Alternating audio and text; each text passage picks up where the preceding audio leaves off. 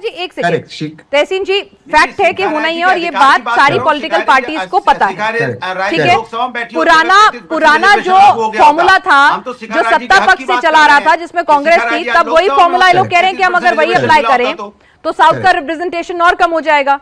पुरानी परिसीमन आयोग कैसे गठित होता है वही फॉर्मूला अपनाएंगे। अमित शाह जी ने कहा, तो मुझे जरा ये बता दीजिए कि तहसीन जी जब पता था कि डिलिमिटेशन होना है, जब पता था करना ही करना है, जब पता था का फॉर्मूला भी है और उस फॉर्मूले से इतर उठ के 50% वाली बात कह के थोड़ा और ज्यादा ही फायदा हो रहा था साउथ को, तो फिर विपक्ष ने एक सेकंड, तो फिर विपक्ष ने ये रोड़ा अटकाया ही क्यों एक ऐसी मैसेजिंग को जाने दिया, मैं तो जल्दी में दोनों एक ऐसी मैसेजिंग को जाने दिया जो आधी आबादी को, जिसका पहले से ही वोट आपको कम मिलता है। इंडिया अलायंस को मिलता है 64% महिलाओं का और एनडीए को मिलता है 43%, पहले से इसमें गैप है।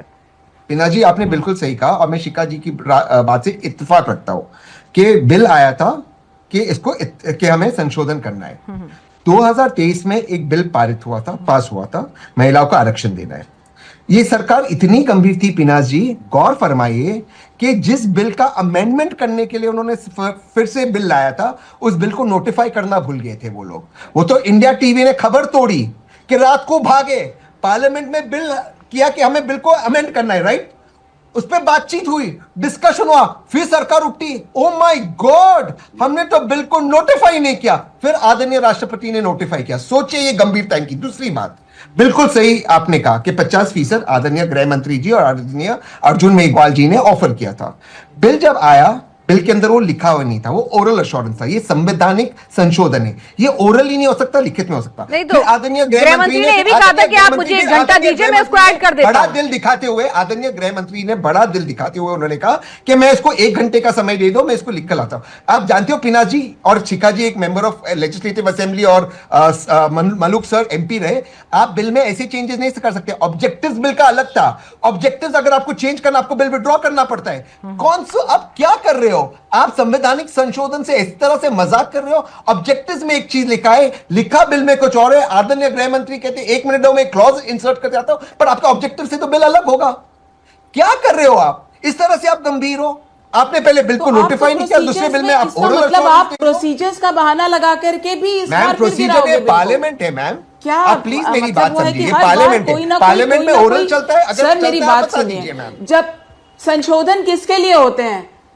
संशोधन में यानी संशोधन आने के बाद अब आप प्रोसीजर्स बैकडेट वाले जो हैं वो सामने लाने की बात करेंगे। शिखा जी मैं आपको एक उदाहरण दे देता हूँ। इस बार कोई प्रोसीजर में कमी गलती है?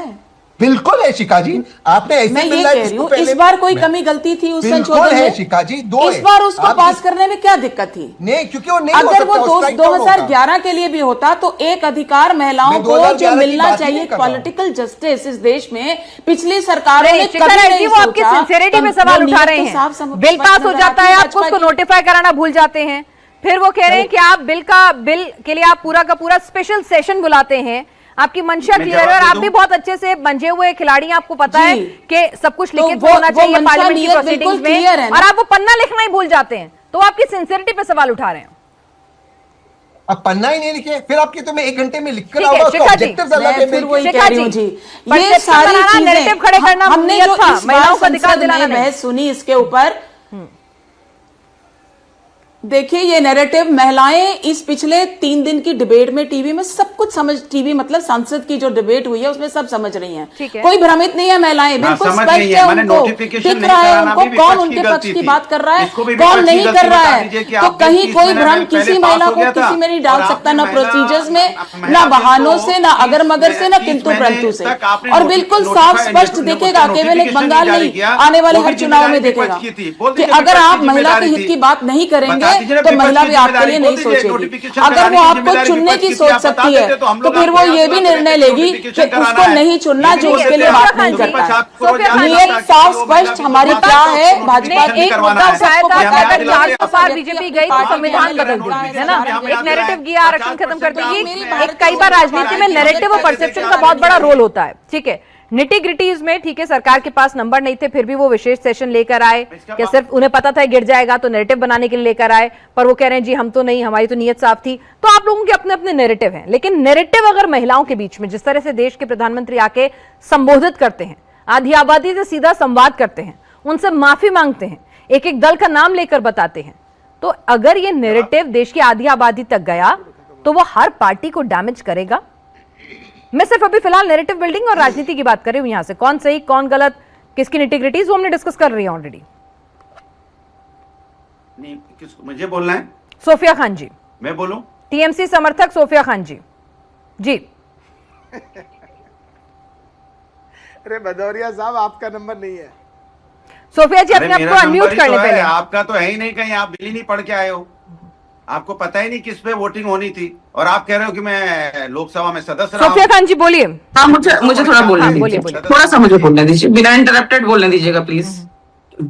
देखिए, सत्ते पर 11 साल से ये हैं, ठीक है। अभी ये महिलाओं को जो ये भ्रमित कर रहे हैं कि ऑपोजिशन जो विपक्ष है वो महिलाओं के विरोध में खड़ी है, तो ये महिलाएं अभी इस देश की महिलाएं वो अबला नारी नहीं और ना ही अनपढ़ है। सारी महिलाएं अभी सारी वर्डिक्ट को बातों को समझती हैं। तो ये महिलाओं के पीछे छुपना बंद कीजिए मोदी जी। महिलाओं के आड़ में ये जो आपने करने की कोशिश की, इसके बारे में अभी 4 दिन से चर्चा हो रहा है। अब तक लोग जान गए हैं कि ये महिला आरक्षण बिल नहीं है, बल्कि ये डिलिमिटेशन बिल को लाने की कोशिश की जा रही है, ताकि अपने हिसाब से ये सदन में डिलिमिटेशन तो होना ही है ना। फ्रीज वाले 25 साल खत्म हो रहे हैं, डिलिमिटेशन तो होना ही है, उसे तो कोई भी नहीं रोक सकता। 2029 के चुनाव में आपको डिलिमिटेशन के साथ ही जाना है। तो ये क्या है, डिलिमिटेशन बिल है, फिर महिला क्या करना? नहीं, एक सेकंड, इसमें क्लॉज ये है मैडम, इसमें क्लॉज ये था कि महिला 24 में 33% महिलाएं अब तक सदन में बैठी होती, 13.5% नहीं होती। उन्होंने भाजपा की महिलाएं, देखिए, इतनी नेटिविटीज तो आप भी समझती हैं कि डिलिमिटेशन बिल से ही कनेक्टेड महिला आरक्षण का बिल भी है जो पास हो चुका है कि भाई डिलिमिटेशन होगा, जब संख्या बढ़ेगी तब महिलाओं को आरक्षण मिलेगा। मान भी लिया कि डिलिमिटेशन होना ही आज नहीं तो कल, तो फिर ये महिलाओं के आड़ में ये क्या करना है कि महिला विरोधी है विपक्ष, और ये मोदी जी का तो जब होना ही है तो पास क्यों नहीं करा दिया? अभी देखिए, अगर डिलिमिटेशन होना ही है, फ्रीज खत्म ही हो रहा है, तो पास क्यों नहीं करा दिया? लागू कीजिए ना, क्यों इन्हें महिलाओं की आड़ लेने दी? सारे राज्यों में लागू कीजिए। आपने 2024 में क्यों नहीं लागू किया? हम तो कह रहे 50% दे दीजिए। हम ऑपोजिशन जो है वो कहने को तैयार है कि आप अपने सीटों में दीजिए ना भाई। आपके जो सांसद है वो महिला पुरुष सांसद बैठ के मलाई खा रहे हैं और इनकी महिलाएं बैठ कर डिबेट कर रही हैं। कितनी है भाई? 13.5% ही है ना, उसमें से भी भाजपा की महिलाएं कितनी होगी आप सोच लीजिए। भाजपा की महिलाएं कितनी सशक्त है वो उनको भी पता होगा। चलिए ठीक है, अब सवाल यहाँ से देखिए, महिलाओं को उनका हक नहीं मिला है, महिलाओं को एक बार फिर इंतजार करना पड़ा है।